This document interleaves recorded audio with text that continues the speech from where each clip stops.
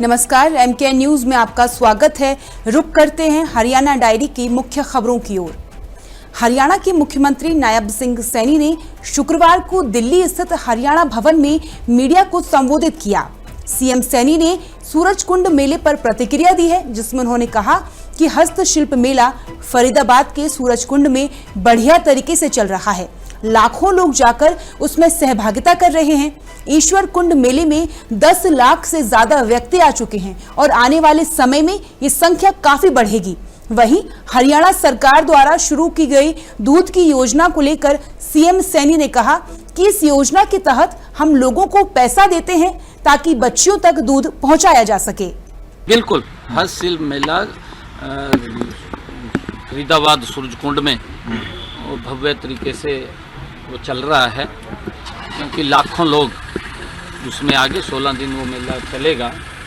और देश के महामहिम उपराष्ट्रपति महोदय जी ने सूरजकुंड हस्तशिल्प मेले का उद्घाटन किया था। उसमें जिप्ट मिस्र के एम्बेसडर्स भी थे उनके साथ, क्योंकि मिस्र इस सूरजकुंड मेले में पार्टनर कंट्री के रूप में है।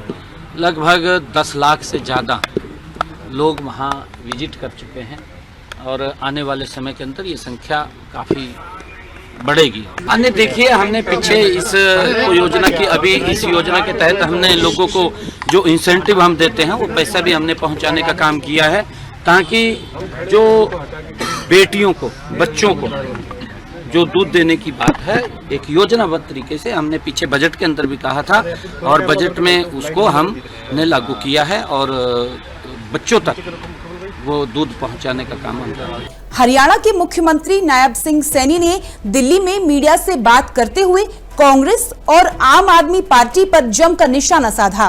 सीएम सैनी ने आप विधायक द्वारा लगाए गए आरोपों को पूरी तरह मनगढ़ंत और तथ्यहीन करार दिया। सीएम सैनी ने कहा कि कांग्रेस ने 55 साल में देश को केवल भ्रष्टाचार दिया, जबकि पीएम मोदी ने 11 साल में देश की तस्वीर बदल दी।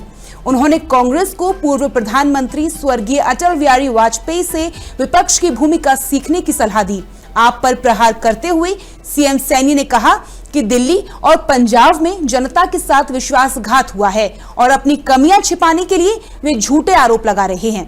उन्होंने आगामी नगर निगम चुनावों के लिए भी भाजपा की पूरी तैयारी का दावा किया। आरोप लगाया गया कि लोटस ऑपरेशन के तहत मेरे से संपर्क किया गया, बंद कमरे में बात की गई और टिकट की ऑफर दी गई, टिकट के साथ साथ और भी कामों की ऑफर दी गई।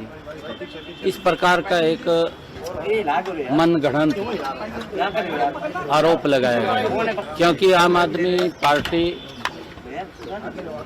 अपने कुकृत्यों को छिपाने के लिए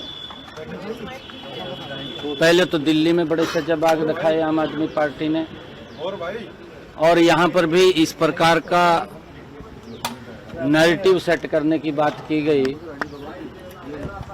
कि हमारे तो जो स्कूल हैं वो वर्ल्ड में नंबर 1 बनाई दिया हमने। यहाँ का जो क्लिनिक मोहल्ला है, क्लिनिक मोहल्ले के अंदर तो लोगों को वहाँ से उपचार होता है इमरजेंसी। इस प्रकार का नैरेटिव आम आदमी ने बनाने की कोशिश की।